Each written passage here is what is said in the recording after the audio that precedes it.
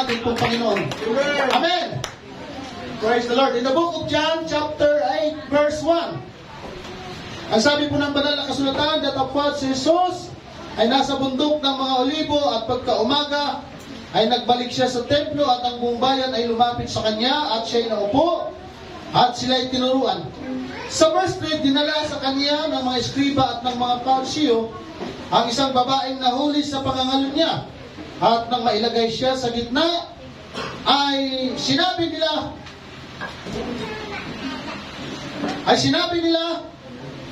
sa kanya, Guro, nahuli ang babaeng ito sa kasalukuyang pangangalo niya. Sa kautusan nga ay pinag-utos sa amin ni Moises na batuhin ang mga ganyan. Ano nga ang iyong sabi tungkol sa kanya? At sa verse 6, at ito'y kanilang sinabi na siya'y sinusubok upang sa kanya'y may maisumpong sila.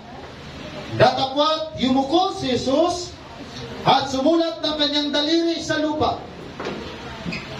Datapwat nang sila'y nangagpatuloy ng pagtatanong sa kanya ay umunat siya. At sa kanila'y sinabi, ang walang kasalanan sa inyo ay siyang unang bumato sa kanya. At muli siyang yumuko at sumulat ng kanyang daliri sa lupa. At sila nang ito'y kanilang marinig ay nagsialis na isa-isa na nagpasimula sa tandaan hanggang sa kahuli-hulihan. At iniwang mag-isa si Jesus at ang babae sa kinaroroonan nito sa gitna. At umunat si Jesus at sa kanya'y sinabi, Babae, saan sila nangaroon? Wala bagang taong humatol sa iyo? At sinabi niya, wala sinuman, Panginoon. At sinabi ni Jesus, ako man ay hindi rin hahatol sa iyo. Humayo ka ng iyong lakad. Mula ngayon, huwag ka nang magkasala. Praise the Lord. Aming Diyos na makapangyarihan sa lahat, muli amin pong dinudulog sa iyo ang mensahe upang pagpalain mo. We pray for your anointing. We pray for the revival. Mangusap ka sa aming kalagitnaan. Use me, Lord, as a channel of blessings. Anoint my lips. Walang ibang maluwalhati, walang ibang maitaas, kundi ikaw na aming Diyos na sinasamba. Amin pong tinatanggap ang mga mensahe na naaayon sa bawat isa sa amin at kami naniniwala, uuwi kami may kagalakan dahil Diyos ka na mabuti sa aming mabuhay. In Jesus' name we pray. Amen. Sabihin ko sa iyo katabi, biyaya ng Diyos na di masusukat. Biyaya ng Diyos, tatlo, biyaya ng Diyos na di masusukat. Sa devotion kanina mga kapatid, biyaya ng Diyos sa mga nalulungkot. Ngayon, biyaya ng Diyos na di masusukat. Amen! Palakpakan natin ang ating Panginoon. Please be seated mga kapatid. Hallelujah! Now, sa kultura po ng ating bansa or sa bansang Pilipinas, ayun po mga hindi pa po na-baptize, mga umatin po nung nakaraan, please, nakikusuyo po tayo mga 10 minutes or 15 para po sa likod mga kapatid para maunawaan po ninyo kung bakit po mayroong baptism, water baptism, at bakit po tayo naglilingkod sa Panginoon. Hindi po pinag-uusapan dito yung reliyon, kundi yung tunay at totoong kaligtasan na ibinibigay sa atin ng ating pong Panginoon. At yung nakaraan po, mayroon pong 4 na kaluluwa na nakaunawa. At salamat po sa ating Panginoong Diyos. Hallelujah, hallelujah.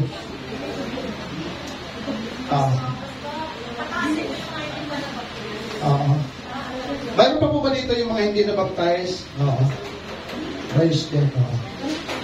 Yung mga nakaraan po na mga hindi nakapag-decide, ay pwede po kayo sumama ulit doon. Praise God. Saglit lang po yun mga kapatid. Hallelujah. At unti-unti ay lalo niyo pong mauunawaan kung bakit tayo umiiyak, bakit tayo pumapalakpak, bakit tayo sumasayaw. Amen. Praise the Lord. Yung ating pong mga senior, pwede pong ilipat sila sa mga harap. At dito po sa harap. Yung ating pong mga senior, dito po sa harap para mas... hallelujah. Bukas po yung aircon dyan, saka Brother Milky, yung anong ilipit para natin dyan. Thank you, Brother Milky. Salamat sa pag-asin. Salamat po sa ating ushering department. Thank you so much po. Brother Rod, thank you. Okay, sa ating music department, thank you so much. Okay? Ayan. Sabihan niyo lang ako mga kapatid pag komportable. Komportable po kayo.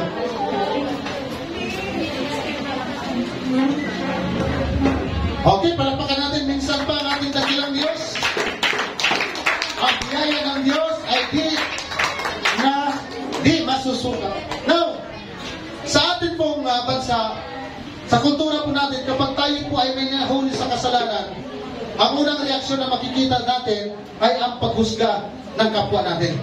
Pero ang ating Panginoong Hesus po ay iba siya. Sa kanyang pagtuturo, sa kanyang pangangaral, ibang klaseng hustisya, mayroon po ang ating pong Panginoon. At hindi lamang hustisya, kundi may kasama biyaya. So ang babae ito ay nahuli po sa akto na mayroon pong ginagawa na labag sa kautusan ni Moises. At ang hatol dito mga kapatid, sa batas nila kailangan batuhin siya hanggang sa mamatay. So hindi pirong parusa ito, mabigat na parusa ito mga kapatid. Sa mga Hudyo, kapag ang babae ay nahuli sa pagkakasala, kadalasan pinaparusahan ng mas mabigat kaysa kasalanan or kaysa lalaki, lalo na po sa pangangalo niya ang pinag-uusapan. Pero ang tanong dito mga kapatid, bakit babae lang ang dinala? Bakit yung lalaki ay hindi kasama? Kaya nung dinala ng sa mga Pharisees, ng mga scribes, yung babae ito, hindi kasama yung lalaki. Dahil ang punto talaga dito mga kapatid, yung subukin nila kung ano ang isasagot ng atin po Panginoong Hesus. Dahil yung mga scribes, yung mga Pharisees, ay sila mismo ay kumakalaban sa pangangaral ng atin pong Panginoon. Kaya sabi nila, Guro, anong masasabi mo dito? Yung babaeng ito ay talagang aktong-aktong nahuli sa pangangaral niya. Hindi kagad sumagot sa kanila ang atin pong Panginoon.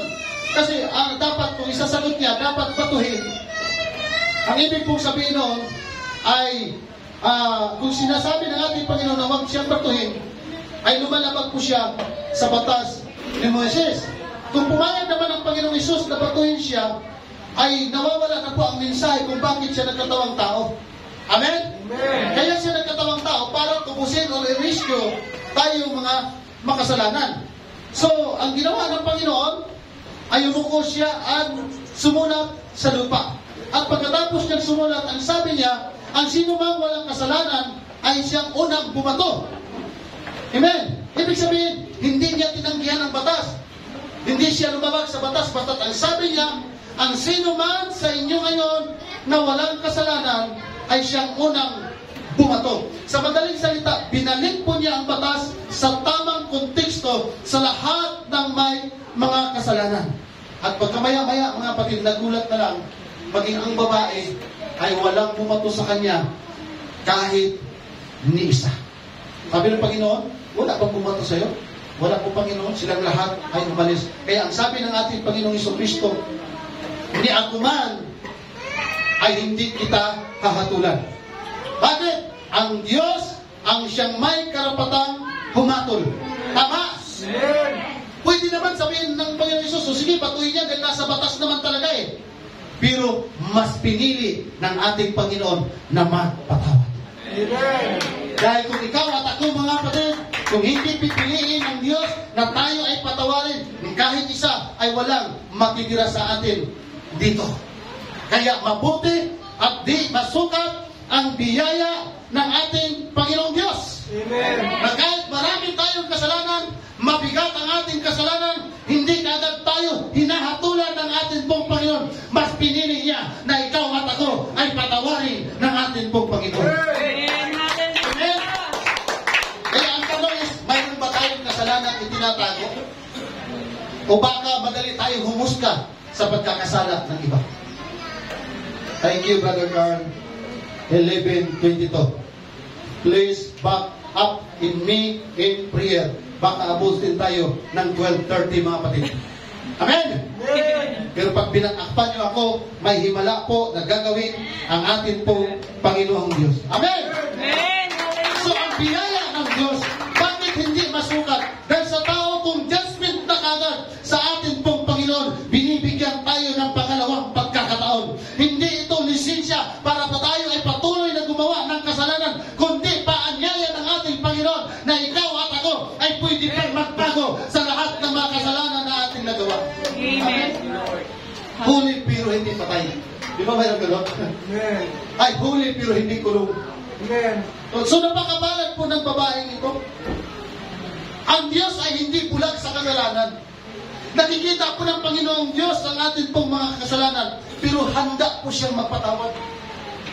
Dapat mo sabi, wow! Wow! Amen. Amen. Pwede tayo magkasala. Hanggang di pa bumabalik ang Panginoon, pwede tayong magkasala. Ngunit handang magpatawad ang ating Panginoon at magbibigay ng panibagong pagkakataon. Tama. Kaya po grabe ang pagmamahal ng ating pong Panginoon Jesus, kapatid. Hallelujah. Di ba mayroon tayong mga taong naririnig na pag tayo nagkakasala ay hindi tayo nabibigyan ng isa pang pagkakataon? Pero ang ating pong Panginoon, ilang beses man tayong magkakasala, maraming beses din siyang magbibigay ng panibagong pagkakataon para tayo po'y patawarin ng ating pong Panginoon. Amen? Malinaw yung batas eh. Dapat talaga parusahan yung babae. Malinaw yung pagkakasala na kanyang ginawa. Pero di masukat ang biyaya ng Diyos. Sa tao, patay na siya. Pero sa Diyos, may pag-asa pa. Amen? Yung babae, hinatulan ng tao, dapat yan batuin hanggang sa mamatay. Pero yung babae na dapat hatulan ng kamatayan, minahal ng Diyos. Hindi na siya tanggap sa lipunan. Nandidiri na ang mga tao sa kanya. Kaya ang gusto nila patayin, batuhin. Pero yung taong ayaw na nila, minahal ng Diyos. Di ba natin palakpakan? Bakit natin siya pinapalakpakan? Dahil marahil dumating sa punto ng ating buhay na ikaw at ako, may nagawa tayong mabigat na kasalanan, nakakadiring kasalanan, kasuklam-suklam na kasalanan, tinakwil na tayo ng tao. Pero ikaw at ako, minahal ng Diyos.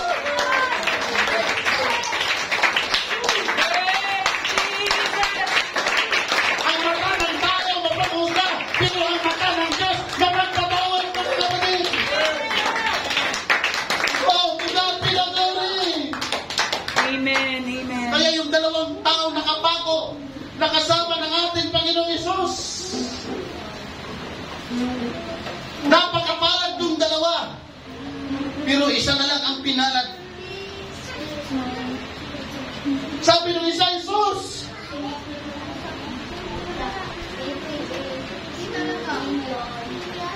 kung nasa paraiso ka na, sama mo ako. Sabi mong katabi niya, akin lang ito. Tumigil ka nga dyan. Hindi na tayo kaya ibaba dito sa cross. Sasama ka pa sa paraiso.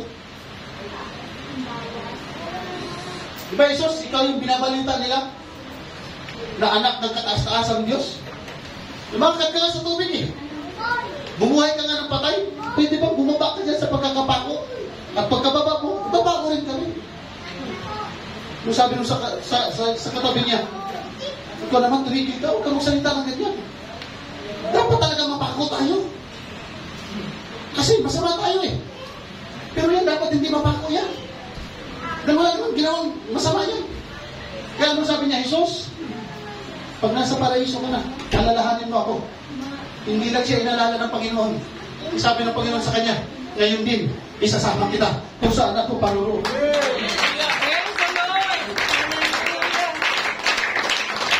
Sabi, yung magnanakaw na ito sa huling sandali ng kanyang buhay, tumanggap ng biyaya ng kaligtasan sa harapan ng ating Panginoon mga kapatid. Amen. Dahil pag pinako ka sa krus, sa batas ng mga Romano, ibig sabihin, matinding kriminal ka. Matindi yung kasalanan mo. Walang kapatawaran na kasalanan, kaya papako. Yun yung sinasabing, pinakamasahol na parusa ang ipako ka sa krus. At yun ay ginagawa ng mga Romano sa totoong may kasalanan. Kaya yung nakapako na dalawa na kasama ng ating Panginoon Hesus, totoo talaga silang mga masasahol na kriminal.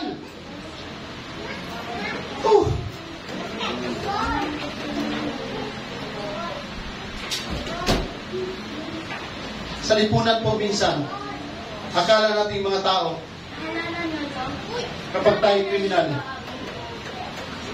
kapag tayo basura sa lipunan, wala na tayong pag-asa. Sa dami na napatay ko mga kapatid, akala ko'y wala na akong pag-asa.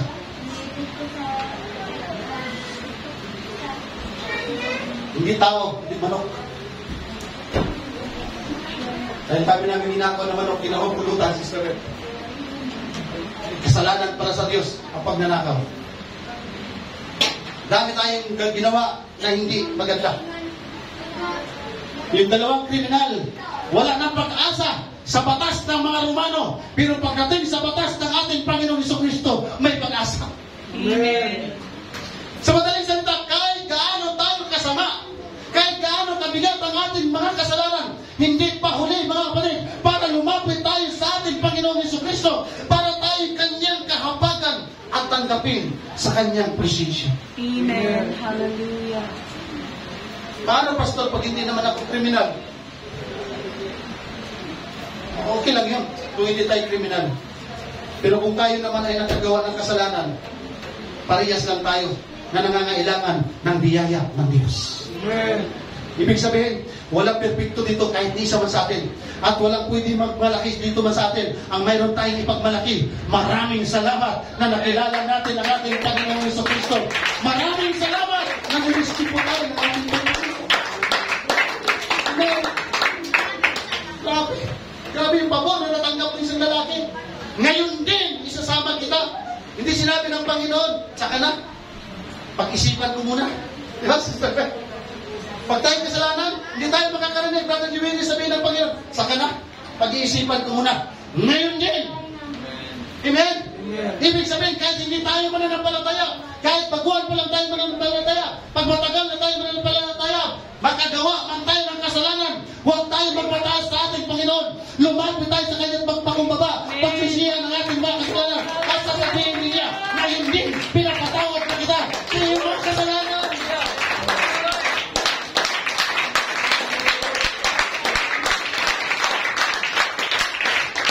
Sabi ng Panginoon sa kanya, hindi lang kasalanan ang pinatawad sa iyo, makakasama pa kita sa buhay na walang hanggan.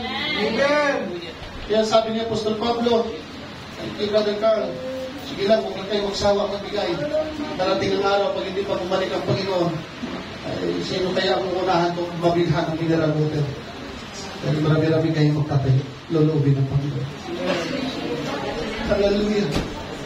Kaya pala sinasabi ng banal na kasulatan sa aklat ng Corinthians chapter 5 verse 17, if anyone is in Christ, he is a new creation. The old has gone, the new has come. Mga kapatid, tanong lang, pwede pa bang magbago ang taong puno ng kasalanan? Amen. Pwede pa bang magbago ang taong puno-puno ng pagkakamali at kahihiyan? Amen. Anong sagot? Amen. Oo, sa biyaya ng ating Panginoon Jesucristo. Hallelujah. Tama. Sa ating kapwa-tao, nahihirapan tayo magpatawad, pero ang Panginoon, hindi siya nahihirapang magpatawad, mga kapatid. Amen. Kahit karumi, sabi ng Bible, kahit gaano kapula, karumi ang ating mga pagkakasala, pwedeng paputiin ng ating pong Panginoon. Maari sa tingin ng tao sa atin, wala tayong pag-asa. Maari ang tingin sa atin ng tao ay basura. Pwede baguhin ng Panginoon yung istorya ng buhay mo at istorya ng buhay ko para maluwalhati ang Diyos. Amen? Amen. Hallelujah. Bakit sinulat niya ni Apostol Pablo? Na ang sino mang bagong ilalang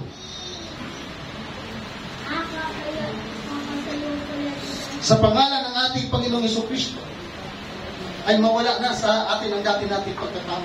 Kasi yan po ang nakita niya sa Corinto. Sa Corinthians Church, punong-puno ng division. Punong-puno ng pride.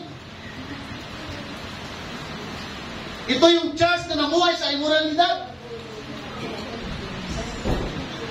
Magulo yung simbahan ng Corinto.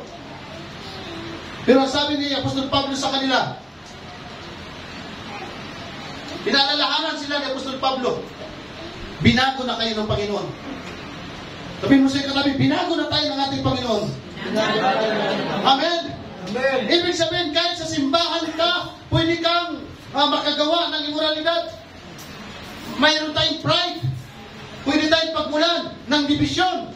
Pero ang sabi ni Apostol Pablo, ikaw at ako, binago na tayo ng salita ng ating Panginoong Jesucristo. Sa madaling salita, pwedeng baguhin ng tao. Mga isuon ko. Amen. Amen. Sabi na glory. At paano sa kultura natin mga Pilipino pag nagkamali ka? Lalo na kung malaki. Nung hatod ka agad ng tao, muntin lupa. Diba? Bitayin na yan. Ikulong na yan. Paano pag nagkaanak pa sa labas?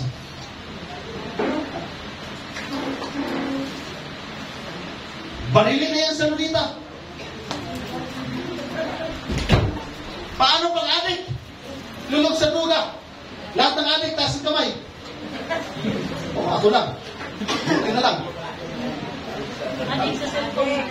Adik sa cellphone. The Lord. Buti, ako inabutan ng batas ni Lolo Digong.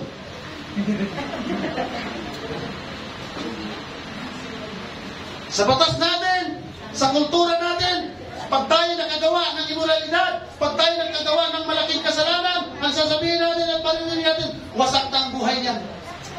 Wala nang pag-asa ang buhay niyan. Wala nang kwentang buhay niyan.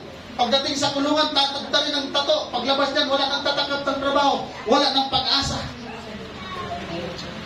Pero sa Panginoon, walang wasak na hindi kayang ayusin ng Diyos. Amen. Woo! Amen. Hallelujah. Praise God. Wala nang pag-asang magbago ang buhay ng mga yan. Mamumuhay na lang yan sa kasalanan. Pero pagdating sa Panginoong Diyos, sira man tayo sa tao, pero inaayos tayo ng ating pong Panginoon, mga kapatid. Amen. Dahil ang biyaya ng Diyos ay hindi lang pagpapatawad. Ang biyaya ng Diyos ay nagbabagong simula ng ating pong mga buhay. Pag binibigyan po tayo ng pagkakataon. Kaya si David, naging bantog, hindi lang dahil matuwid ang kanyang puso. Naging bantog siya dahil bumagsak din siya sa pagkakasala. Anong kasalanan ni King David? Pakikiapit. Pagpatay. Mabigat ang kanyang kasalanan ginawa.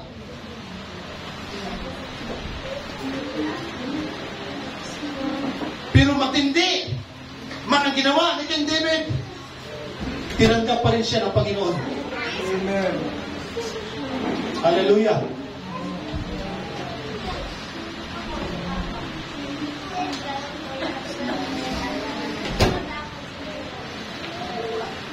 Grabe ang habag ng Diyos. Amen. Hindi naman hindi siya magkasala kay Bathsheba.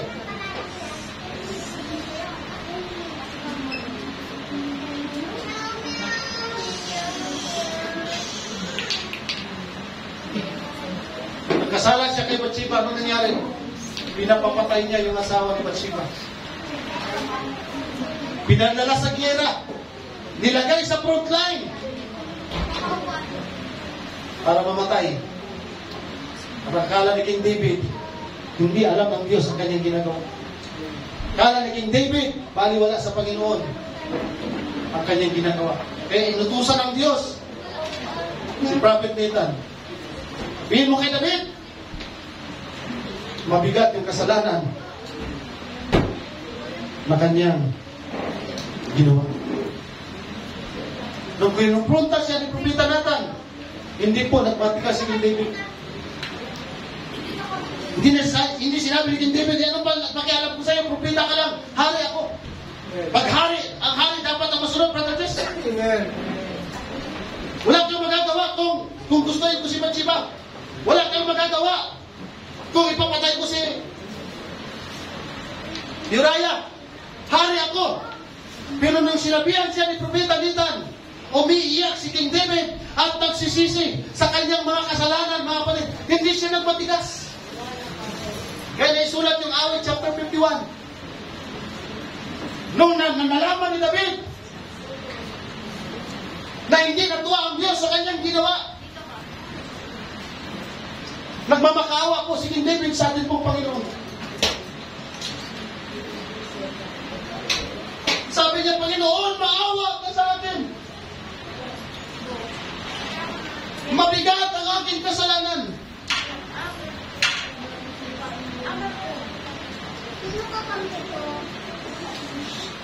Eh kung tayo magkagawa noon, mga kapatid, nahuli tayo sa akto o nahuli natin sa akto, bang-bang. Pag hindi makatakbo, bang-bang. Pag hindi makatakbo, pugot ang ulo.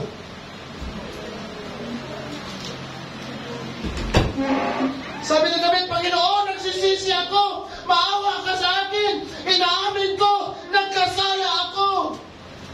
Nawala ang buhay ni Urias nang dahil sa akin. Tawaan mo ako, Panginoon. Huwag mo akong ilayo sa iyong presensya.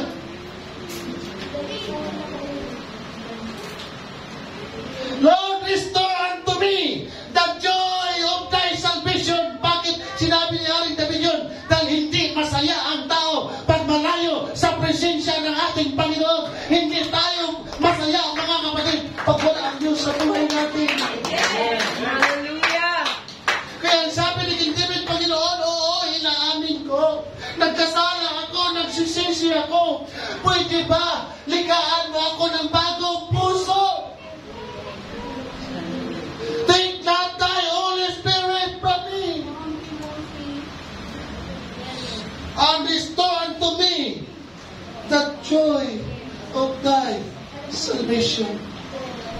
Yes, pinahintulog ng Diyos na mamatay yung anak ni David kay Bathsheba bago si Haring Solomon.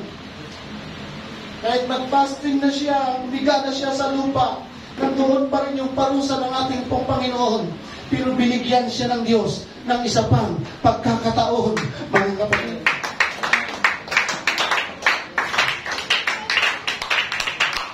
Hallelujah! Lord! Sa panahon natin, mag-leader ka pag nagkakasala. Sa batas natin, ipapadala ka sa da. Saan kayo ipapadala? Sa da? Sa Dalilas? Di ba pag ang leader ng Pilipinas, di ba pag mga leader ng bansa natin pag nagkasala, kung may lisensya lang tayo para pumatay, pinagpapatay na natin lahat. Di ba? Ipuri natin ng tubig para marami tubig. Ngayon, marami tubig na ito.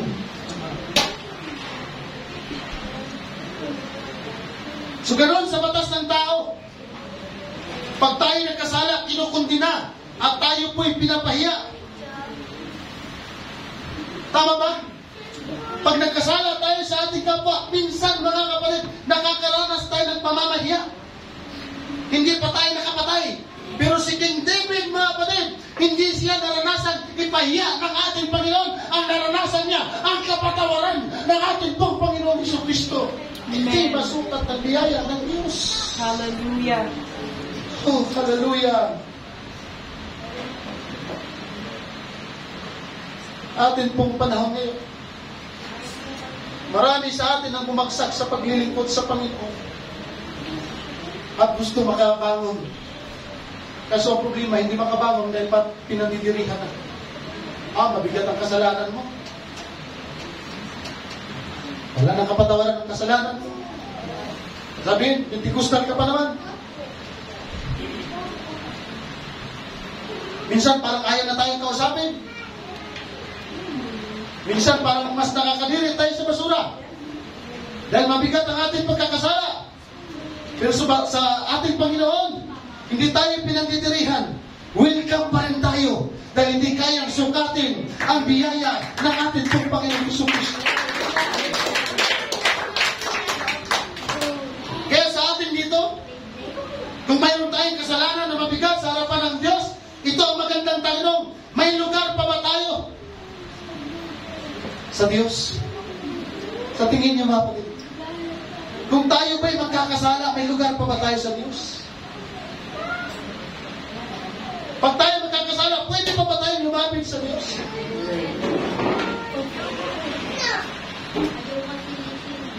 Hindi sinisi ni David. Hindi David si Bathsheba. Ikaw kasi Bathsheba eh.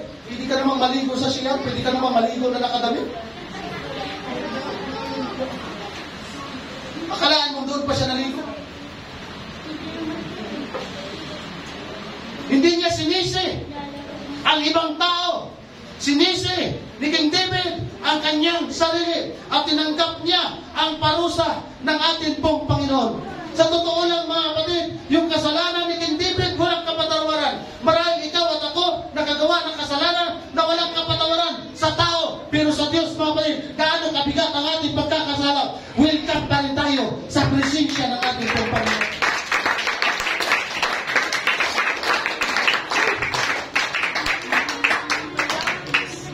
Kaya yung babaeng inirap sa ating Panginoong Hesus, yumuko ang Panginoon at sumulat sa lupa.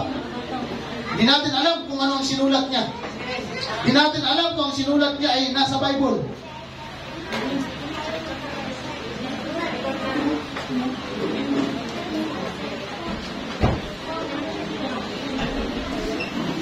Pero ang magandang tanong ng Panginoon, ang sino bang walang kasalanan, ang siyang unang bumato sa atin. Kapatid, hindi po bawal magtaas ng kamay. Sino po sa atin dito ang walang kasalanan?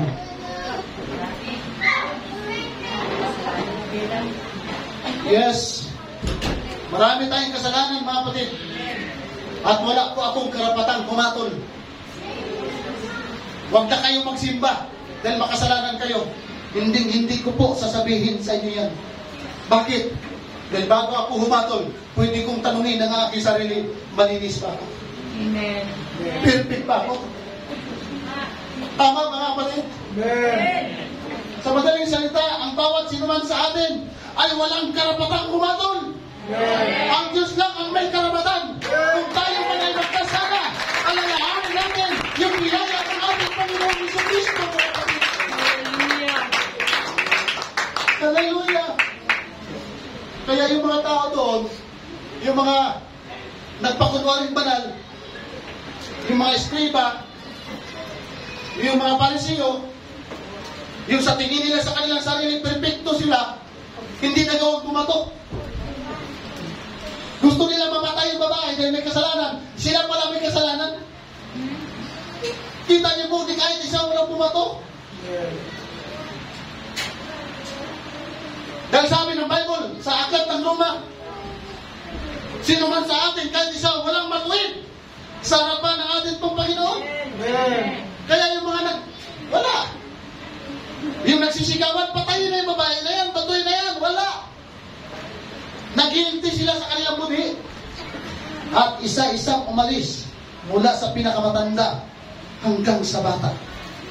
At ang naiwan, ang babae at ang ating Panginoon Hesus. Sa atin pong pinag-aaralan mga kapatid, hindi si King David, hindi yung lalaki na nakapako sa krus, at hindi ang babae ang bida sa kwento ito. Ang bida ay ang ating Panginoong Hesus Kristo. Grabe siyang pagmahal. Grabe siyang pagmahal. Mga Pentecostal yan, mga Prestol ng Hallelujah, mga buang akin yan, hindi yan bulagin. Reject tayo sa ating lipunan. Tina mga pinagdidirihan tayo sa ating kapwa. Pero sa mata ng Diyos, Right, amen. sino kaya ang matuwid? Sila kaya o tayo? Amen! Praise God, hallelujah. Woo!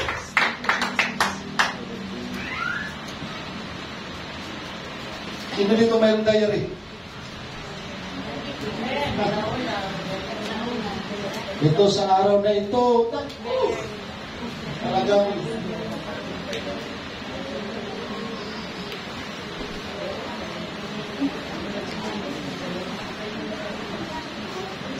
pag ang istorya ng buhay natin, pag isulat sa papel, pag nabasa sa ulan, hindi na mabasa. Magulo na. Pero sa ating Panginoon, hindi lang siya sumusulat ng panibago. Gumagawa pa siya ng pahina, ng panibagong yugto ng buhay mo at ng buhay ko. Ayaw sa atin ng iba, gusto tayo ng Diyos. Reject tayo sa ibang tao, hindi tayo reject sa harapan ng ating Panginoon. Itakwil man tayo sa lipunan ito, hindi tayo kayang itakwil ng ating Panginoon as lang na nagdilig tayo naglilingkod sa ating Panginoon. Amen? Yes! Tumatating talaga sa punto na bumabagsak ang ating pananampalataya at napakahirap humarap sa ating pong Panginoon. Pero hayaan na natin na ang Diyos ang magsulat ng panibagong kasaysayan ng buhay natin, hindi ng tao. Amen? Walang sinumang tao ang makakadala sa atin sa langit. Ang Diyos lang ang makakadala sa atin sa langit. Kaya sa Diyos tayo magtiwala. Amen? Kaya kung tayo mayroong managawang pagkakamali, huwag tayo mawala ng tiwala sa ating mga sarili. Huwag tayo mag-celebrate, huwag natin i-reject ang ating mga sarili, mga kapatid. Dahil hindi man tayo pasado sa tao, may pagkakataon pa tayo sa harapan ng Diyos. Amen.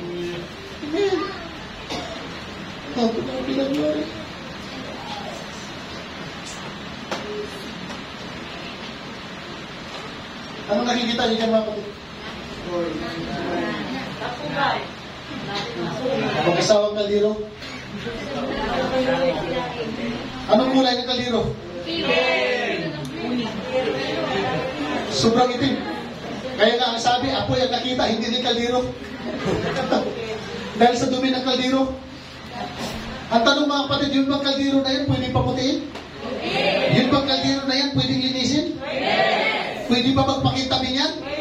Yes, pag nilinis ng sabon yan, pagpakintab, lilinis yan mga kapatid. At magkakaroon ng isang magandang kapangipakinabang. Di ba? Ganun ang ating buhay. Mas maitim pa tayo sa kaldero sa ating mga nakaraan. Tama? Pero kaya tayong linisin ng Espiritu ng Diyos.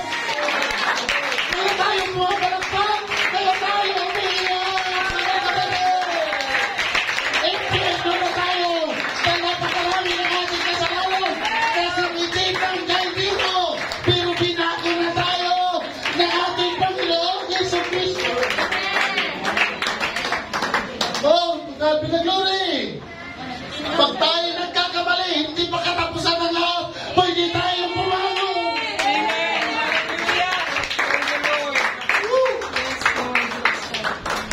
Kung mayroon tayong kasalanan katulad ng babaeng ito, na sa batas ni Moises, kailangan ng batuin at mamatay. Pagdating sa ating Panginoong Hesus Kristo, hindi kita kakatulan. Neither do I condemn you, because God is the one and only judgment to all of us. Kaya wala tayong pwedeng sabihin, hindi ka naman pala nagtatapat. Grabe naman buhay ka pala sa kasalanan. Hindi natin pwedeng sabihin yan. Ang gawin natin, mga kapatid, mag-pray tayo na tulungan tayo ng ating Panginoong Diyos. Amen. Dahil lahat tayo mayroon pong pag-asa dahil hindi kayang sukatin ng biyaya ng Diyos. Amen? Hallelujah. Halos lahat ng bagay dito sa lupa kaya sukatin ng metro yun. Yan kaya sukatin ng metro. Ito kaya sukatin ng metro. Ikaw kaya sukatin ng metro. Ang hindi kayang sukatin, yung habag at awa ng ating Panginoon. Tama? Kaya sabi nga ng mga escriba, mga parisyon, patayin na yung babae. Ganun sila katindi mag-judge. Kamatayan para sa kanila. Kasuklam-suklam para sa kanila. Pero pag sa Diyos tayo humarap, pagmamahal ng Diyos ang ating mararanasan, mga kapatid. Amen. Amen. Kaya ang simbahan ay welcome sa taong makasalanan. Hindi tayo pwedeng mag-reject, mga kapatid. Hallelujah.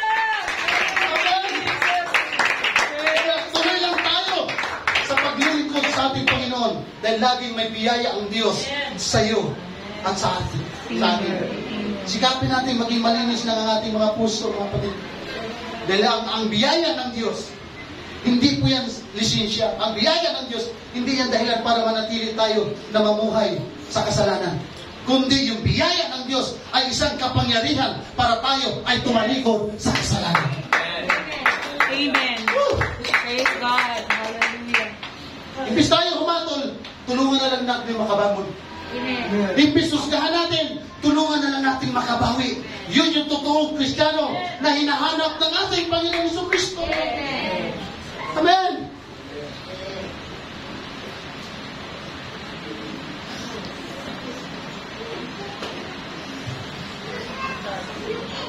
Ang puspuro kapag basa,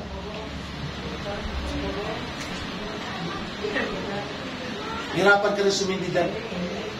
Pag ang puspuro lumubog sa tubig, useless na yan sa tingin ng tao. Wala nang pakinabang. Tama? Pero sa kamay ng Diyos, kayang sindihan yan. Niwala kayo mga kapatid? Pag ang puspuro ay nabasa, akala natin wala ng silbi. Pero kapag yan ay pinilad, kapag yan ay natuyo, oh hallelujah, magliliyog yan. Muling mag-aapo yan. Tama? Basa sa ulan.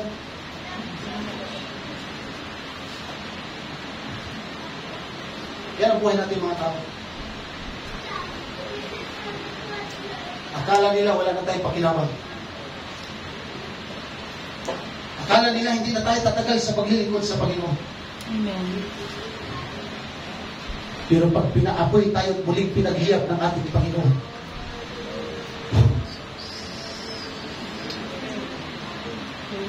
lahat guilty, tayo ay guilty. Mayroon tayong kasalanan, mayroon tayong pagkakamali. Walang accepted. Yung mga tao na wala sa harapan ng ating Panginoong Hesus, hindi sila hinabol. Pero ikaw at ako, kailangan pa niya mapako sa krus ng Kalbaryo. Pag-akyat niya sa langit, iniwan niya ang kanyang espiritu, mga kapatid. Amen. Alam niyo po, hindi naman na kailangan sigawan pa tayo eh. Hindi naman natin kailangan tuligsain pa ng ating Panginoong Diyos. Sapat na po ang isang salita ng Diyos para tumimo ang ating mga puso. Amen? Amen. Hallelujah. Kaya sabi ng Panginoon sa babae, wala pang humatol sa'yo. Sabi niya, wala po Panginoon. Sabi mo sa katabi, tatlo, sabi mo, may nagawa ka bang kasalanan? Wala kang hatol sa'yo. Amen. Di natin kayang hatulan ng ating mga kapwa. Amen? Amen. Hallelujah. Hindi niya sinabi na walang kasalanan yung babae. Hindi niya hinatulan. Bagkus binigyan ng pagkakataon.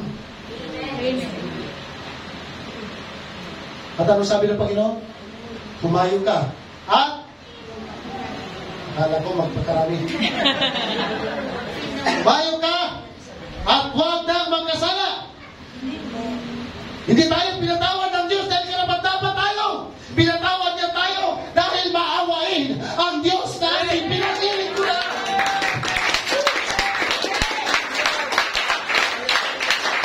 Kaya kung tayo nakatanggap ng biyaya ng Diyos na kapatawaran, patawarin naman natin ang iba na nagkasala sa ating mga kapatid. Woo!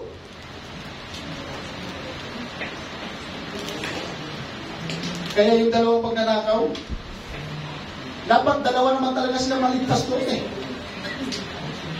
Pero isa lang ang nakatanggap ng biyaya, mga kapatid. Pareho sila makasalanan, pareha silang may pagkakataon.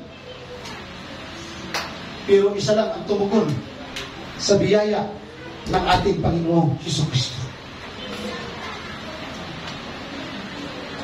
Ganda ng devotion kanina.